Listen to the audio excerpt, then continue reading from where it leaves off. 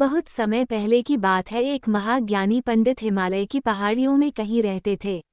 लोगों के बीच रहकर वह थक चुके थे और अब ईश्वर भक्ति करते हुए एक सादा जीवन व्यतीत करना चाहते थे।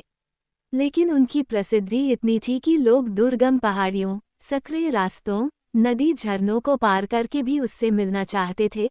उनका मानना था कि यह विद्वान उनकी हर समस्या का समाधान कर सकता है। इस बार भी कुछ लोग ढूंढते हुए उनकी कुटिया तक आ पहुंचे। पंडित जी ने उन्हें इंतजार करने के लिए कहा। 3 दिन बीत गए, अब और भी कई लोग वहां पहुंच गए। जब लोगों के लिए जगह कम पड़ने लगी तब पंडित जी बोले, आज मैं आप सभी के प्रश्नों का उत्तर दूंगा, पर आपको वचन देना होगा कि यहाँ से जाने के बाद आप किसी और से इस स्थान के बारे में नहीं बताएंगे, ताकि आज के बाद मैं एकांत में रहकर अपनी साधना कर सकूं।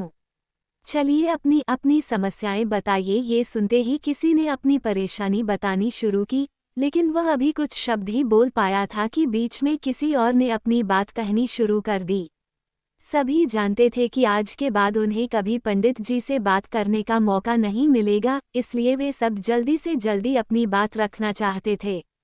कुछ ही देर में वहां का दृश्य मछली बाजार जैसा हो गया और अंततः पंडित जी को चीखकर बोलना पड़ा, कृपया शांत हो जाइए। अपनी अपनी समस्या एक पर्चे पे लिखकर मुझे दीजिए। सभी ने अपनी अपनी समस्याएं लिखकर आगे बढ़ा दी। पंडित जी ने सारे पर्चे लिए और उन्हें एक टोकरी में डालकर मिला दिया और बोले, इस टोकरी को एक दूसरे को पास कीजिए। हर व्यक्ति एक पर्ची उठाएगा और उसे पढ़ेगा। उसके बाद उसे निर्णय लेना होगा कि क्या वो अपनी समस्या को इस समस्या से बदलना चाहता है। हर व्यक्ति एक पर्चा उठाता, उसे पता और सहम सा जाता।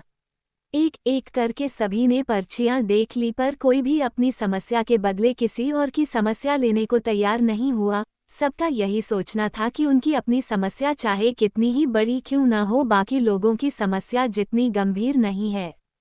2 घंटे बाद सभी अपनी अपनी पर्ची हाथ में लिए लौटने लगे। वे खुश थे कि उनकी समस्या उतनी बड़ी भी नहीं है जितना कि वे सोचते थे। फ्रेंड्स, ऐसा कौन होगा जिसकी लाइफ में एक भी प्रॉब्लम न हो? हम सभी के जीवन में समस्याएं हैं। कोई अपनी हेल्थ से परेशान है तो कोई लैक ऑफ वेल्थ से। हमें इस बात को एक्सेप्ट करना चाहिए कि लाइफ है तो छोटी बड़ी समस्याएं आती ही रहेंगी। ऐसे में दुखी होकर उसी के बारे में सोचने से अच्छा है कि हम अपना ध्यान उसके निवारण में लगाएं, और अगर उसका कोई सल्यूशन ही न हो तो अन्य प्रोडक्टिव चीज़ों पर फोकस करें।